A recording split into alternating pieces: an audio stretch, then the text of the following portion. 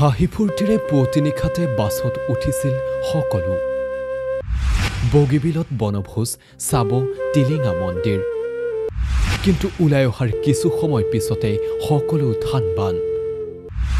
12 জনৰ মৃত্যু, আহত 32 জন।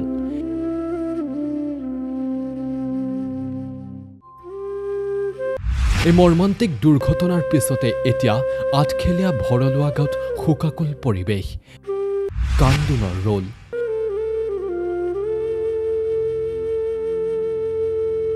কোনে কাক বুজাব, সান্তনা দিয়াৰ ভাষা নাই কাৰো। শাৰী শাৰীকৈ থোৱা হৈছে মৃতদেহসমূহ। গোলাঘাটৰ বচা ভৰলুৱা গাঁৱত একেলগে 11খনকৈ চিতা। অসহনীয় হৃদয় বিদাৰক দৃশ্য। নিথৰ দেহ আগত লৈ ম্ৰিয়মান আত্মীয়। গোলাঘাটৰ বচা ভৰলুৱা গাঁৱত এতিয়া মাথো কান্দোনৰ ৰোল। ঢেঁটুই ধৰা শীতৰ মাজতো পিকনিকলৈ যোৱাৰ আনন্দত গা পা ধুই সাজু হৈছিল সকলো। আনন্দৰ অন্ত নাই।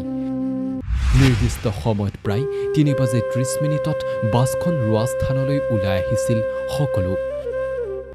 সকলোৱে নিজৰ নিজৰ আসন গ্ৰহণ কৰিছিল। ডেকাসকলে বাছত তুলিছিল খাদ্য সামগ্ৰী, বাচন বৰ্তন আদি।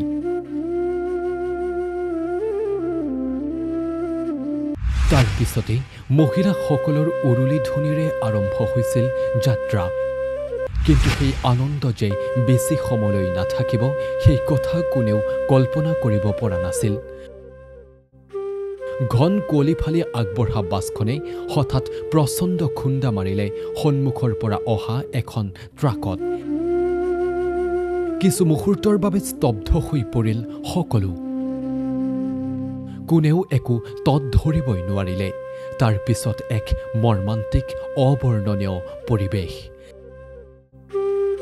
থানবান হৈ গ'ল পিকনিকৰ আনন্দ। কাৰোবাৰ মৃত্যু, কোনোবাই ছটফটাইছে বাছৰ ভিতৰতে।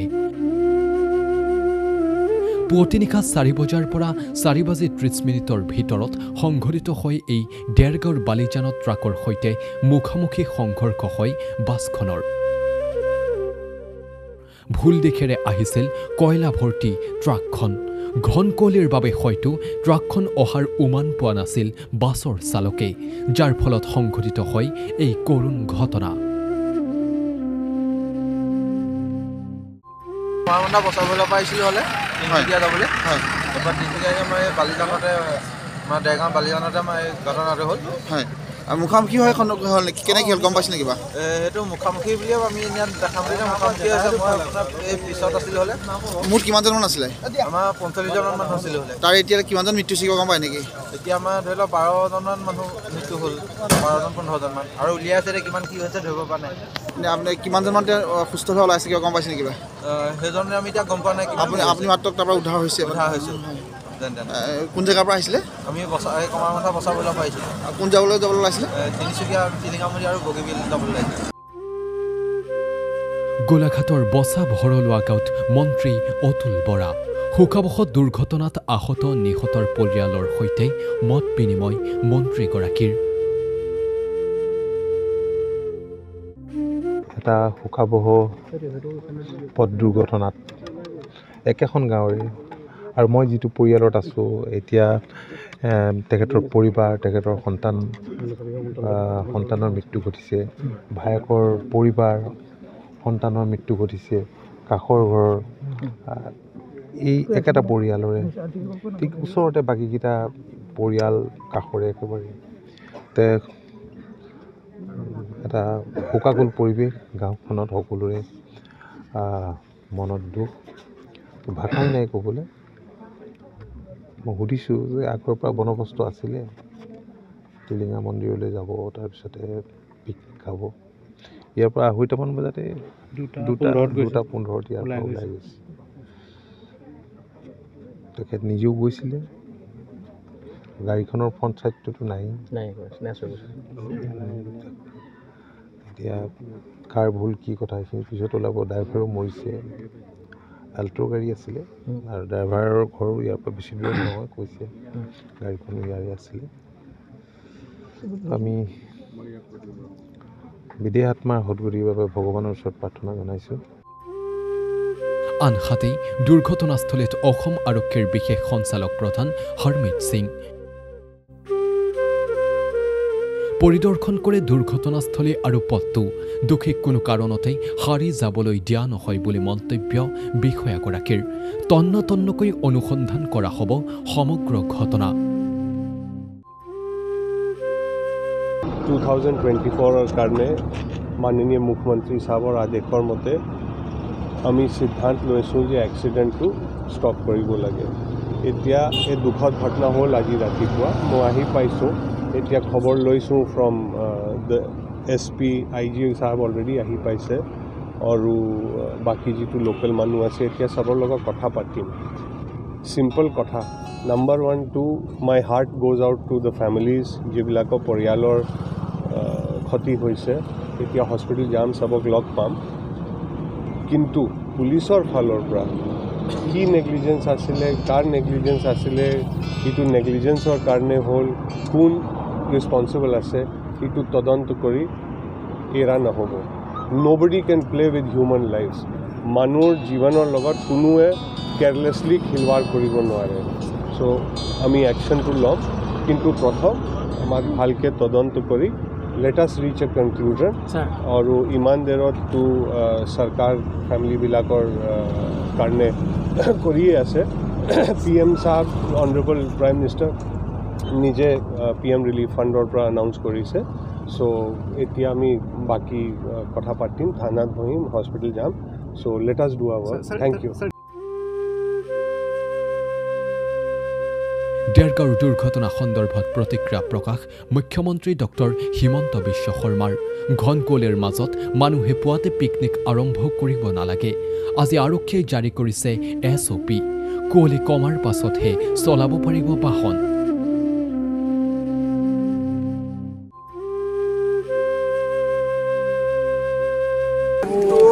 চবতছে ডাঙৰ কথা হ'ল যে ইমান কুঁৱলীৰ মাজত 4:30 বজাতে পিকনিক মানুহে আৰম্ভ কৰিব নালাগে। আজি পুলিচে SOP দিছে যে কুঁৱলী শেষ হোৱাৰ পিছতহে বাছ চলাব পাৰিব পিকনিকত, আৰু কুঁৱলী শেষ হোৱাৰ আগতে তেওঁলোক আহি পাব। কিন্তু ৰাস্তা নিৰ্মাণৰ নামত কোনো সংকেত চিহ্নবোৰ যিমান সংকেত চিহ্নৰ কামটো হ'ব, কিন্তু কুঁৱলীত সংকেত চিহ্নটো ক'ত দেখিব? আচল সমস্যাটো হ'ল যে মোক যিটো জনাইছে, ৰাতিপুৱা 4:30 বজাত তেওঁলোক ওলাই গৈছে। এতিয়া গোটেইখন কুঁৱলীত একোৱে দেখা নাপায়। গতিকে মই পিকনিক পাৰ্টিসকলক অনুৰোধ কৰিম যে অন্ততঃ সূৰ্যৰ পোহৰটো পৰাৰ পিছত গাড়ী চলাব লাগে। বাকী সংকেত চিহ্নখিনি এইখিনিতো মই হাতেদি ঠিক কৰি পেলাব পাৰিম, কিন্তু ৰাইজে যদি 3টা 3:30 গাড়ী উলিয়াই লৈ যায় আৰু পিকনিকৰ সময়ত, তেতিয়াতো এনেকুৱা এক্সিডেণ্ট হৈয়ে থাকিব। সেইকাৰণে কুঁৱলীৰ সময়ত গাড়ী চলোৱাটো আমি অলপ এভইড কৰিব লাগিব। JMCHত চিকিৎসাধীন আহতক তেজৰ যোগান ধৰিব শংকৰদেৱ সংঘৰ কেন্দ্ৰীয় সেৱা বাহিনীয়ে। JMCHত চিকিৎসাধীন বালিজানত আহত 30 গৰাকী। সংকটজনক অৱস্থাত চিকিৎসাধীন আহতসকলৰ বাবে তেজৰ প্ৰয়োজন হ'ব বুলি উল্লেখ কৰিছে চিকিৎসকে। আহতক প্ৰয়োজনীয় তেজৰ যোগান ধৰিব শংকৰদেৱ সংঘৰ যুৱ সংগঠন কেন্দ্ৰীয় সেৱা বাহিনীয়ে। এই মৰ্মান্তিক দুৰ্ঘটনাৰ পিছতে এতিয়া আঠখেলীয়া ভৰলুৱা গাঁৱত শোকাকুল পৰিৱেশ, কান্দোনৰ ৰোল।